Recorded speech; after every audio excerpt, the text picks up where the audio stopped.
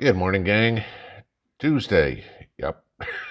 We made it through Monday. Second Monday of the week, though. I'm a little late this morning, but life gets in the way sometimes. So, I'm hoping you guys listened a little bit yesterday with the deal I was telling you about oil prices because of the heat in Texas.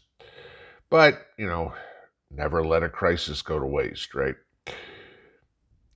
It's funny because there seems to be a competition amongst the elites to see who can be the biggest fool. And funny part is AOC is not even involved this week.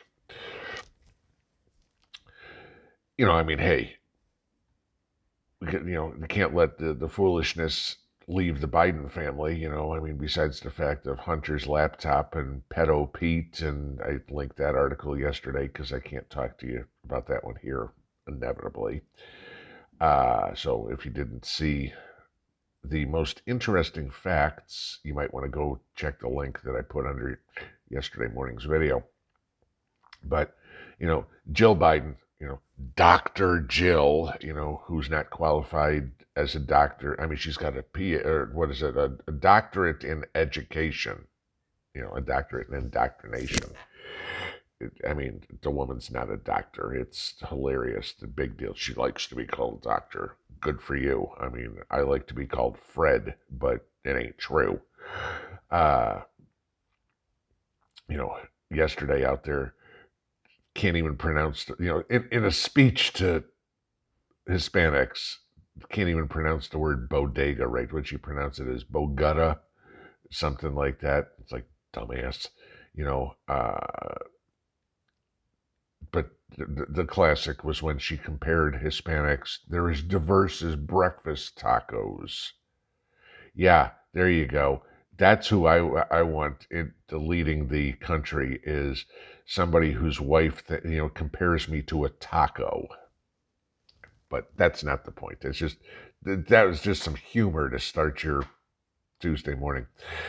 What I was talking about with the oil prices yesterday, and because Texas potentially asking the refineries to shut down so they can divert the power to people's air conditioners.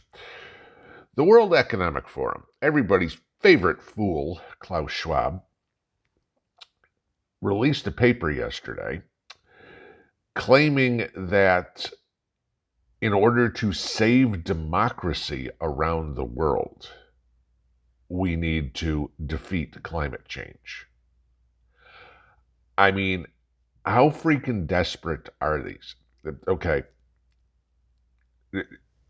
The absolute foolishness of climate change, which has been debunked so many times, it's unbelievable. The only ones that you have that still think it's real are the fake doctors like Dr. Jill, uh, claiming that, oh, for the past 15 years, democracy is dying around the world because we're not going to, because we're still burning coal or burning oil or burning gas. Democracy's fit. Really? It seems that democracy has worked pretty well over the past decades, if not centuries, using coal, oil, gasoline, propane, whatever. Worked fine. The democracy that doesn't work is the democracy that you want. The democracy like you have in Nazi Germany. Oh, Klaus? It couldn't be anything like Nazi Germany, could it? No, not at all. Where, yes, you can vote. There's one candidate on the ballot. Your choice is either vote for that one candidate or we put a bullet in your head. But I won the election. No, you didn't. It's his idea of democracy is a dictatorship. Okay. But according to the World Economic Forum, and I'll link the deal below, we can save democracy around the world if we stop burning fossil fuels. Explain to me how that one works. Okay.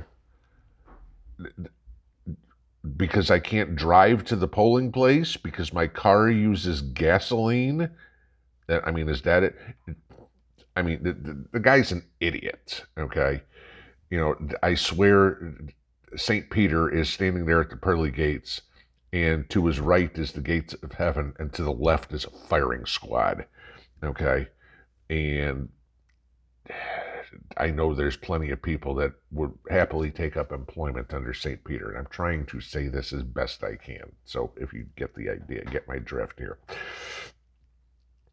But so they're arguing, Klaus is arguing that we need to have higher gas prices. We need to have, we need to dissuade the worldwide public from using fossil fuels in order to save democracy. So, in order for you to be able to vote, you need to get rid of that Mazda that you have sitting out front because, oh my God, internal combustion bad. I mean, this is Mrs. P and I were talking about this yesterday. I mean, this is the stupidity. And if you guys think about this, there are something like 30 million cars in the United States, just in the United States. If I'm not mistaken, each car has something like 20 batteries in it. An electric vehicle has 20 batteries in it. I may be wrong, okay, but for the sake of argument, let's go on this. 20 batteries times 30 million. Okay, let's do this. What's the math on that? That's 600 million batteries in an electric. If every car in the United States, just the United States, was electric, 600 million batteries. Supposedly, the batteries in these cars last about 10 years. So if there's 600 million and the batteries last 10 years, that means 60 million batteries a year will become useless. Okay? They're just done with their lifespan. Has anybody told you what the solution is to dispose of 60 million batteries a year? I mean, think about this. When you go buy a battery for your internal combustion engine car that uses one battery, okay, you have to take it to the store and you have to pay them a core charge or whatever so they can dispose of the battery properly. One battery. Now, if you had to get rid of 20, okay, how much does a battery cost you? I mean, if I'm not mistaken, batteries for those electric cars are quite more expensive than the lead acid battery that you use in your internal combustion engine. They scream and yell, the greenies scream and yell about, oh, we've got to dispose of nuclear waste. What do we do with this? Where's the answer for disposing of batteries? You can't just throw it out, guys. It's not like you take it down to Batteries Plus and go, here's a couple of rechargeable batteries I have. I'd like to dispose of these properly. But this is what the morons in the World Economic Forum, led by the fool in charge, Klaus Schwab, are trying to shove down everybody's throat and make the idiots believe it. That you're only saving democracy by buying an electric car.